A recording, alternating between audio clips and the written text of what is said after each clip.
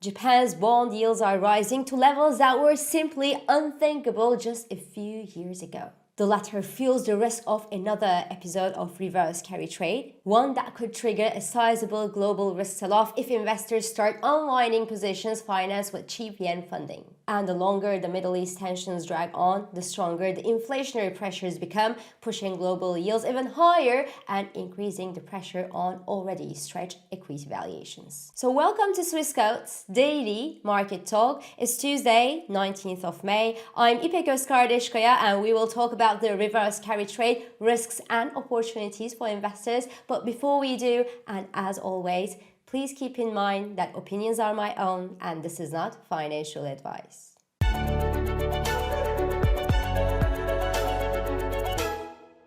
This show is brought to you by Swissquote.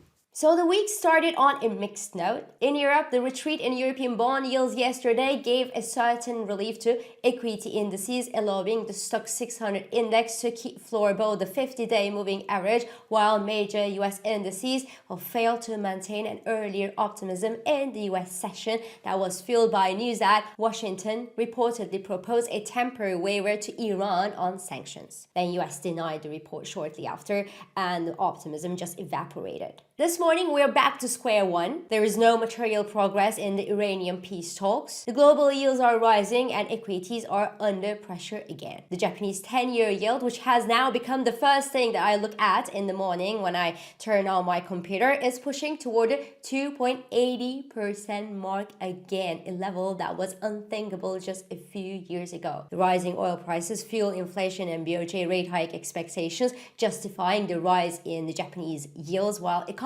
data released this morning in Japan also backs a further sell-off in the JGBs because Japanese economy grew more than 2% in the first quarter of this year, better than expected. Consumption also rose more than expected by analysts, while price pressures in the first quarter did not ease as penciled in by analysts. And the latter boosted the hawkish Bank of Japan expectations, the expectation that the Bank of Japan would raise the interest rates to tame inflationary pressures in Japan, a scenario that echoes through the US yields as well. Because Japan is one of the largest foreign holders of US treasuries. For years, Japanese investors such as their big pension funds and their insurers bought US government bonds simply because yields in Japan were extremely low, often close to zero, making US bonds far more attractive in comparison. And that liquidity that entered the US treasuries also went beyond the US treasuries into global risk assets such as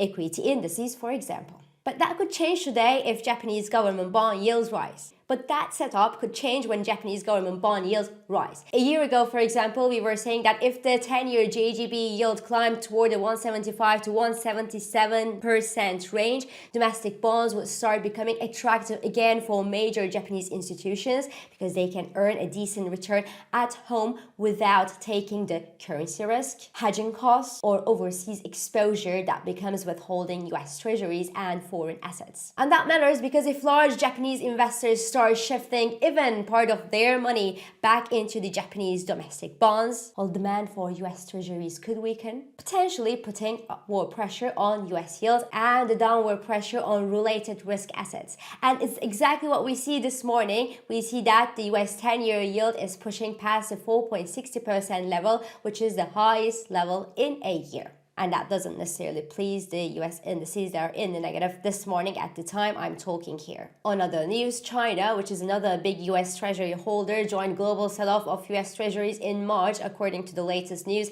as Iran war prompts panic. And beyond the Iran war, China has been reducing the risk of holding US Treasuries since years now, replacing their US Treasury holdings, the UST reserves, by gold, and latter, echoed by other central banks as well, is expected to maintain gold's positive trend in check in the medium to long run. So I'm going to make a small stop there before I continue with the reverse carry trade. In the short run, gold remains under the pressure of rising yields because the higher sovereign yields increase the opportunity cost of holding the non-interest bearing gold, making the yellow metal more affordable for long-term investors. And I genuinely believe that every tick lower that we see in gold prices is an opportunity to strengthen long-term bullish positions in gold because gold has become the new asset that the big institutions and especially central banks are moving toward. But anyway, coming back to the rising Japanese yields, the latter is becoming a growing risk for global risk markets. Because again, as Japanese repatriate their money back home, the US Treasury yields push higher, and higher US yields echo across global yields, and higher yields weigh on equity valuations. That mechanism is called the reverse carry trade. It's simply the Japanese pulling the rug from under the feet of the global markets. And last time the latter happened in August 2024, following a Bank of Japan rate hike, the Nikkei had lost 20% in a few days, and Nasdaq, exposed to cheap yen funding as well, had dived around 14%. Today, and with stretched valuations, a scenario like this becomes increasingly possible, especially if the Bank of Japan moves ahead with an interest rate hike. And the Bank of Japan will meet on June 16, 17, and is increasingly expected to raise its interest rate from 0.75% to 1% at that meeting. So how do you recognize a reverse carry trade? Well, the biggest tell is a violent drop in dollar yen combined to a simultaneous drop in equities and collapsing yields, confirming a risk of deleveraging event. And this far, because Japanese yields remain notably low and below that important 175 to 177% threshold for the 10-year JGB yield, while reverse carry trade episodes mostly resulted in a temporary panic only, a temporary boost of deleveraging, and short-lived stress across global markets. Investors eventually returned to borrowing the cheap yen and chasing higher returns abroad because the yield advantage still overwhelmingly favored foreign assets. But as we're moving sustainably above that 175-177% threshold for the 10-year yield, and as Japan is making its way out of a 2-decade-long deflation, which was the reason why the Japanese yields were so low in the first place, well, the risk is that we could see something far more structural happen. The next reverse carry episode could actually trigger a gradual and sustainable reallocation of Japanese capital back home as domestic bonds in Japan start offering sufficiently attractive returns to investors without the currency risk and hedging costs that are tied to overseas investments. And that would simply mean a durably less funding for the global markets from the Japanese, because Japan is one of the world's largest pools of savings, and losing that is not necessarily a great thought for global investors. A sustained repatriation flow could reduce demand for US treasuries and global risk assets, put upward pressure on global borrowing costs, and strengthen the yen structurally from the actual levels, and tighten the global liquidity conditions after years of abundant and cheap Japanese funded capital supporting everything, literally everything from US technology stocks to emerging market stocks. But that's the theory, because in practice, if you ask me how worried I am about losing the Japanese liquidity, well, I would say that I'm not extremely worried about lower Japanese liquidity. I'm sure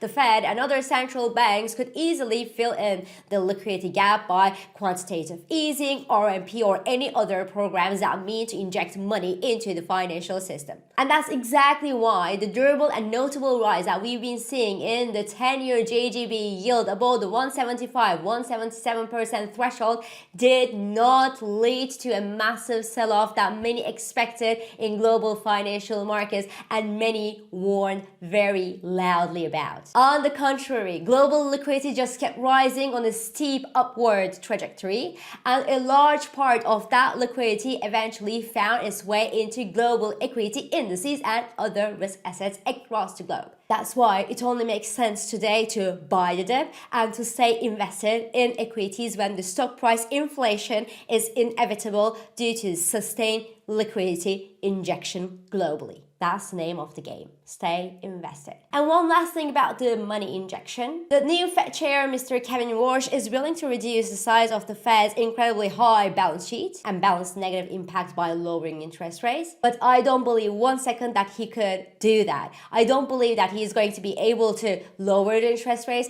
and even less reduce the size of the Fed's balance sheet. So voila, the game continues. The global liquidity remains ample. The latter remains strongly supportive of equity valuations, and investors are finding all the reasons in the world to close their eyes on geopolitical risks and rising yields, especially in the medium to long run. And this is exactly what we see in the very small dip buying episodes, because the dips are barely noticeable today. Now, it doesn't mean that the risks are not there, but I think that a 10 to 20% retreat in global equities would only mean opportunity for investors who are looking to increase their positions and their exposure to global risk assets. Voila, that's the thinking. So this is all for this Tuesday. I'm İpek Özkardeşkaya, and thank you for joining me, and thank you for all your beautiful and supportive comments. I hope this episode of Market Talk has been helpful and it has been insightful to you. So please do not hesitate to leave your comments, your reactions, and your questions below as usual. Follow us on Instagram, on X, on LinkedIn, but also on WhatsApp, Threads, Telegram, and Blue Sky for regular market updates. Subscribe to our YouTube channel for daily market comments, and please don't forget to hit the like button on these videos to let us know that you enjoy them. So I will meet you again tomorrow, and until then, good day trading. Trading and investing carry risks, including capital loss. CFDs in digital assets are volatile and not suitable for everyone. Swissquote assumes no responsibility for accuracy or losses from its use. Products and services are offered only where legally permitted.